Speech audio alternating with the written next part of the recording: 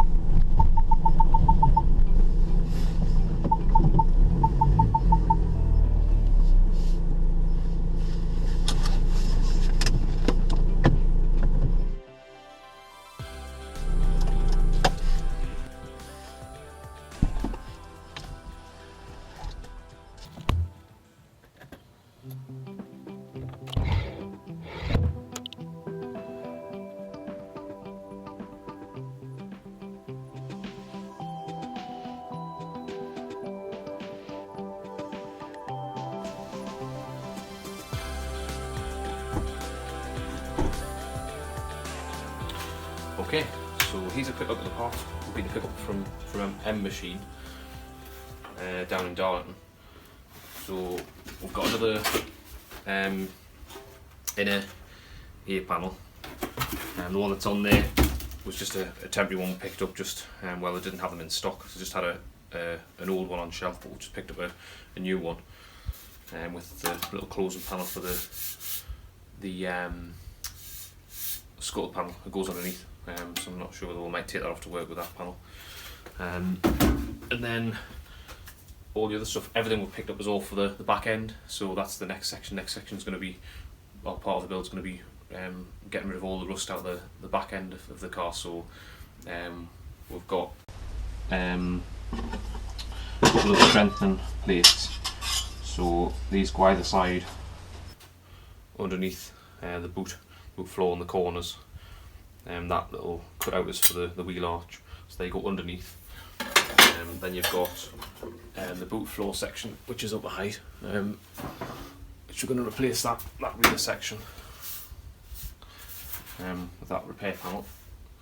So those bits basically go underneath boot floor in the corners like that.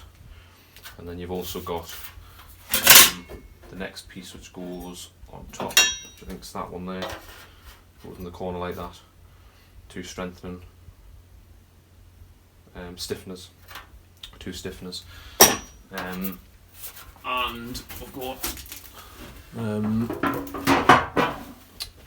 what else have we got? We've got these two corner pieces, which you've got the light panels which go up in the corners.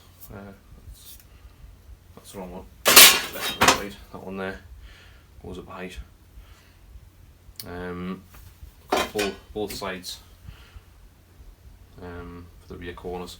We've also got a hinge panel, which is a bit of cutting out to do. Obviously, in these panels, these are M Machine panels. This is a Magnum panel. So there's your hinge panel on the bottom.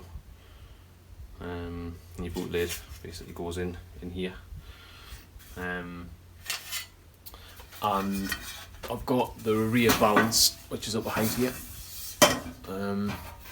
So me dad carrying that.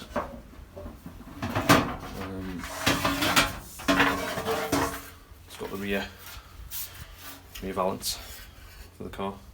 It's Mark 1 rear Valance. So it hasn't got the cutouts for something. I'm not sure what they're for. There's a little hole in these meant to be for the newer ones. So that's the only difference apparently. The Mk1 rear valance. And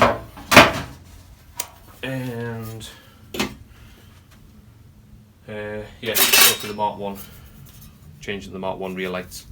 So the little panels for the Mk1 rear lights, one inside they'll fill in. And these are really interesting. So a couple of people have mentioned on the forums about the rear window being a bit narrower on the Mk1, and I thought I had to fabricate these myself, but you can buy them, so they basically go in the rear window aperture, and they bring it in either side, so it makes it smaller for to take the Mk1 rear glass. So there's a bit of cutting down to do, and these don't fit perfectly and they'll have to be shaped a bit in the corners. It'll be a little bit of work, but just helps with filling in for the rear glass. So that's really good. M Machine again, they stock those. Like I say, there's a little bit of working with those. They're not a perfect fit or anything, but I suppose it just makes it a bit easier. They're only about £80 a side, I think.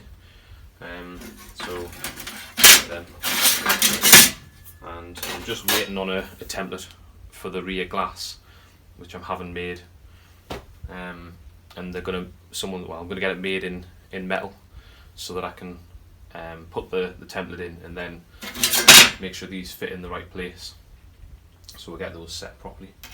Yeah, so that's the next section. Next section is going to be working on that rear end of the car, cutting all of the rust and everything out of that.